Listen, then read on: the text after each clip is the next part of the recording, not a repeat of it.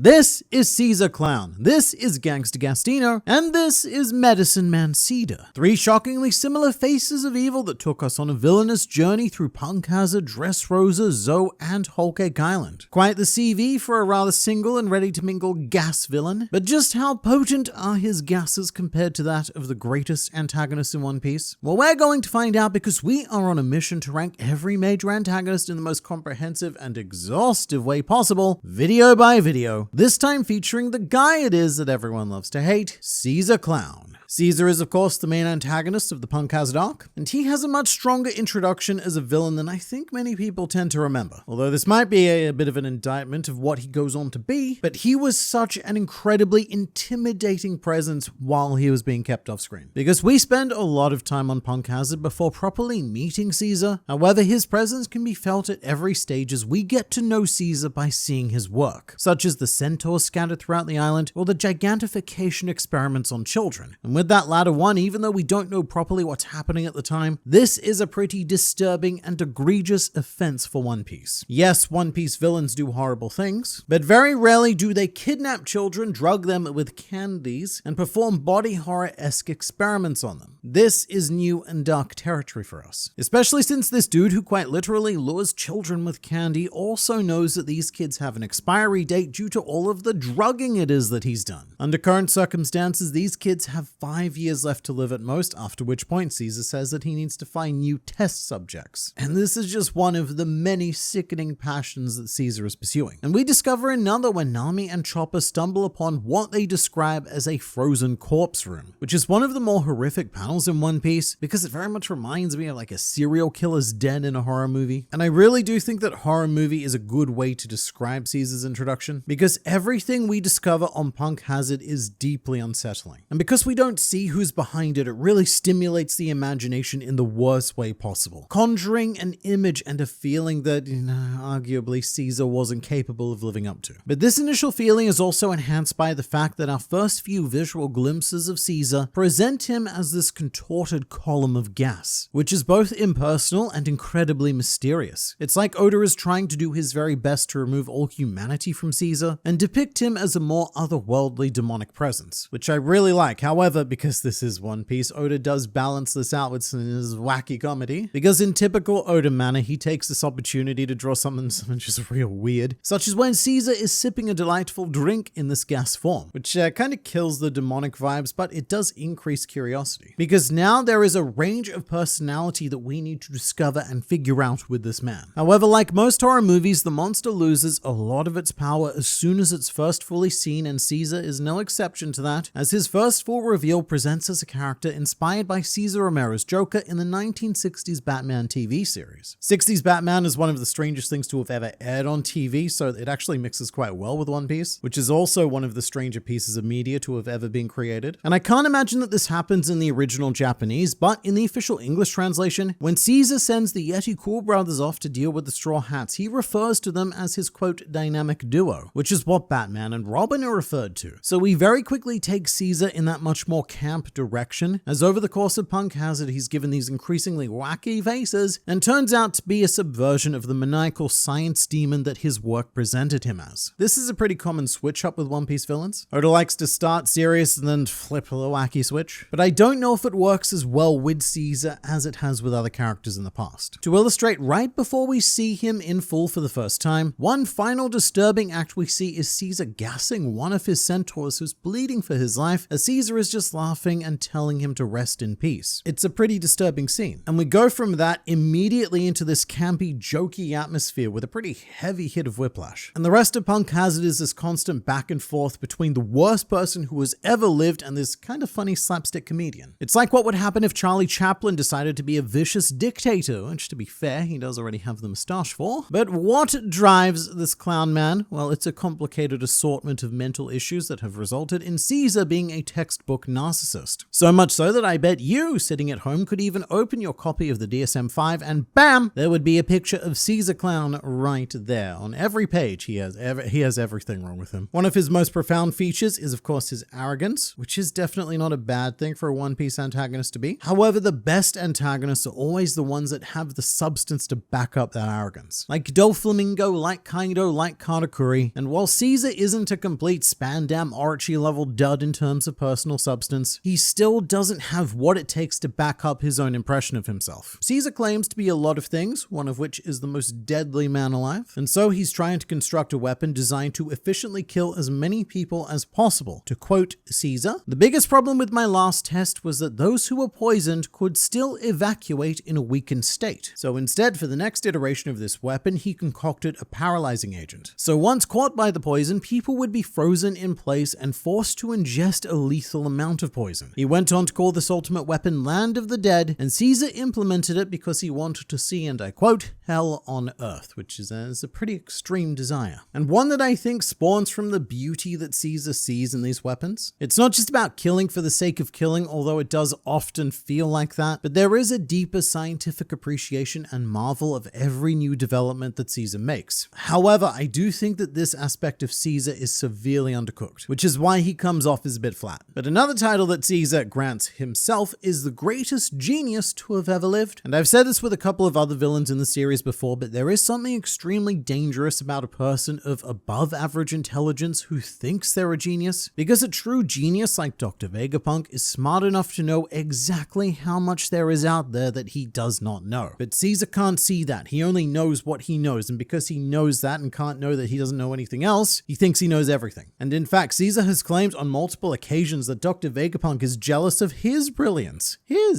So Caesar is trying to prove that brilliance to the world, and it isn't going very well, because just lying and lying over again won't change reality for you, even fictional reality. I will say I personally struggle a bit with Punk Hazard era Caesar, because he does often come off as evil for the sake of evil. Again, I don't think a lot of his deeper ideas were left in the oven long enough, and so there's not a huge amount of depth to what he's doing, and he's not trying particularly hard to do it either, because it's later revealed that he's been squandering colossal amounts of research funds to spend most of his time with, how shall we say, purchasable women. So I don't really buy that he's obsessed with pursuing the beauty of his science, nor do I buy that he's driven to prove his genius, because he casts both of these ambitions aside so flippantly. So there's not like a huge amount of solid substance to him, which may be appropriate given that he is a gas man. But in the interest of fairness in terms of villainy, Caesar also has his fair share of brilliantly sinister moments. In particular, there's a few close-ups of spine-tingling evil, like when he reveals that he was the one responsible for destroying Punk Hazard 4 years ago. Although these are definitely a lot rarer than the seemingly endless amounts of wacky face panels. But every now and then there is a glimpse of that little something.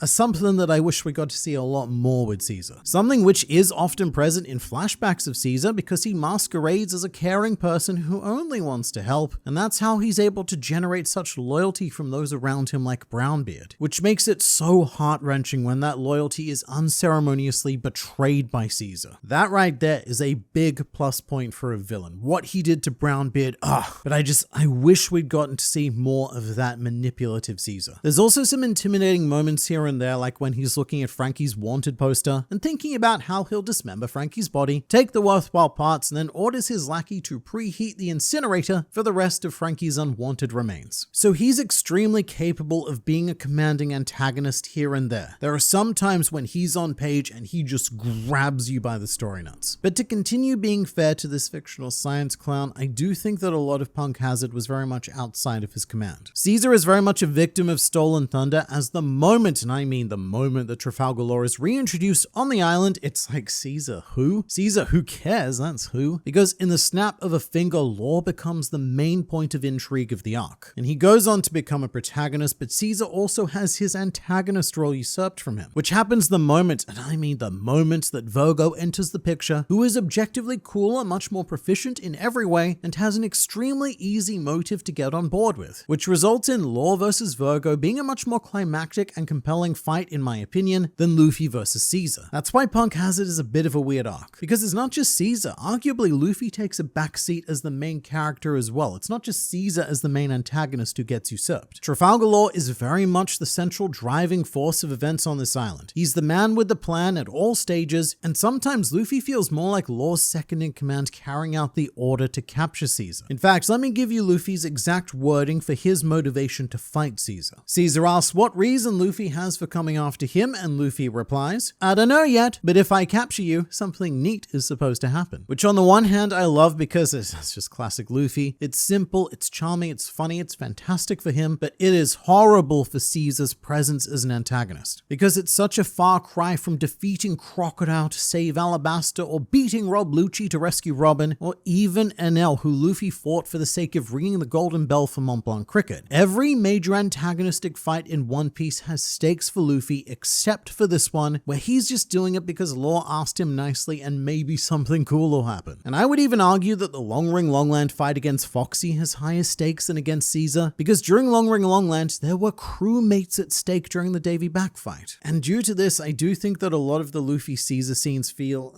a bit empty compared to most Luffy fights. Not the whole thing though, definitely not the whole thing. Luffy does eventually kick into a much more serious gear after Momonosuke tells Luffy what Caesar plans on doing with the children, but this comes so late into the game. And in its defense, it does give us some very, very seriously satisfying punches, but by that point, I can't help but feel that we've already mentally moved so far away from Caesar, because Caesar's presence is minimized pretty much from the get-go. As soon as Law reveals that capturing Caesar is just part of a tiny plan to defeat Kaido. So we've always got that looming in the background. And so what we're doing on Punk Hazard all of a sudden doesn't feel particularly important. Furthermore, Doflamingo is consistently mentioned as the next immediate problem, and the moment, and I mean the moment, that Doflamingo was name dropped, Caesar became woefully inadequate. Because Caesar hadn't even been beaten yet, and we are already focusing on our next antagonist. Plus, as mentioned before, even Virgo very much took that role from Caesar on Punk Hazard itself. So Caesar's authority as a primary antagonist is undermined in his own arc by no less than 3 other characters, 2 of which aren't even present, and 1 of which we hadn't even seen at the time. It's a pretty rough deal for him, and I also don't think this was helped by the fact that he's a Logia user. Logia arc antagonists at the time came with some pretty high expectations set by Crocodile on Alabasta, Enel on Skypiea, Kizaru on Sabini, and Sakazuki at Marineford. And even though Caesar did use his power to get the best of Luffy in their first encounter by taking away all of that sweet, sweet oxygens, which full credit to him, not all villains get to that stage with Luffy, but by Logia antagonist standards, Caesar fell so dramatically short of what we'd come to expect. And as a whole, I do believe that Caesar has part of the Spandam problem happening, which is that during Enisobi, Oda made Spandam both the most hated person on the planet and the comic relief at the same time, and it got very whiplashy, cutting from him doing stuff like beating Robin to then performing skit comedy. And I view Caesar in the same way. Oda is trying to cram these 2 opposing elements inside of him, and it's not that despicable characters can't be funny, they can be hilarious, and it's not that funny characters can't do horrible things, because sometimes they can be horrible. It's just that with Caesar and Spandam, they both inhabit the very extremes of those elements, and they don't always mesh well together. Something I vividly recall about Punk Hazard is this horrifying panel of Mokka having eaten a candy which causes her to fall to the floor, cough up blood, and convulse in what looks like some of the hardest hitting pain in the series. And just as a refresher, Mokka is only 9 years old, and these are the experiments that Caesar is carrying out on her and the rest of the children. So it becomes very difficult to laugh at the child torturer. It won't always be hard to laugh at him, certainly not, but it takes a lot of time to forget who he was on this island. And the process that happens across Dressrosa and Zou is what I would describe as penance, where Caesar becomes a literal punching bag for the next few years as he is tied up, threatened, and consistently mentally and physically abused by our protagonists, all of which is wonderfully deserved and hilarious. The crew abuse his powers to turn him into a non-consensual hot air balloon on 2 occasions. Sanji uses Caesar as his chair in order to make a phone call. Chopper uses him as a net to catch cannonballs, and Sanji even threatened to, quote, blow Caesar's head clean off. The Straw Hats settle into this cycle of beating Caesar up, and then Chopper heals him so that they can beat him up more. His time with the crew is very much a form of purgatory, and it's through all of this hilarious purgatory that Caesar is rehabilitated as a character. It's a very gradual process, but eventually he becomes palatable to the readers and watchers, because we like seeing him pay for his crimes. We like seeing him being beaten up, which happens every time we see him, which means that that sentence can just be shortened to, we like seeing Caesar. And on Zou, he even gets a moment of redemption when Caesar is forced to remove the Roko gas that Jack used to attack the Ming tribe, although it turns out that the Roko gas was a weapon developed developed by Caesar to begin with, but this is played as a joke. What was once Caesar's most sickening trait is now a gag. And on top of that, he often gets drawn in with group shots, almost giving the impression that he's part of the crew, which really he kind of is for quite some time. It took a good long while before Caesar left Straw Hat custody, and at the beginning of many volumes, Caesar is featured directly after Trafalgar Law, Kinemon, and Momonosuke, smack bang in our close ally cohort. And by the time Whole Cake Island rolls around, Caesar is fully transformed, with the final thing winning us over being Caesar's conflict with Big Mom. Because this is where Caesar ceases to be our enemy, because now he's the enemy of our enemy and therefore not quite as much of an enemy as before. And now what we're doing, right, is we're joining forces to bring down an Emperor of the Sea, and we're all dressing up to do it. And mate, how can you not love Gangsta Gastino or Cedar the Medicine Man on Zoe? His comedy just continues to build and build. And he even gets a second moment of redemption by being the one responsible for saving everyone during the Tea Party escape. And it's at the stage now where, in current events, Caesar and Vince Smoke Judge have been reunited to former members of MADS, and also two of the objectively worst people we've ever met in this series, and yet I am genuinely excited to see what they do next. Caesar Clown has undergone such a long and what I would have thought to be impossible journey to occupy the space in my mind that he does today, which is a phenomenal achievement by Oda, but that doesn't answer the ultimate purpose of our video. As much as I enjoy him post-Punk Hazard, what we're here to judge is how effective he was at being a major antagonist. And the unfortunate answer to that is not very. He had a strong introduction and he was an incredibly commanding presence up until he showed himself, after which point he was pushed out of the spotlight by Law, Virgo, Doflamingo, and even the idea of Kaido, which turned Caesar's whole story into a bit of a side plot during the arc that he was meant to be commanding. And yes, Caesar does have a couple of fantastic moments here and there, but overall I do believe that he is our second E-tier antagonist alongside Wapol, which does make sense because Wapol and Caesar both occupy the same space in my head of the reformed scumbags who now just exist to make me laugh. But you let me know in the comments which antagonist you'd like to see ranked next.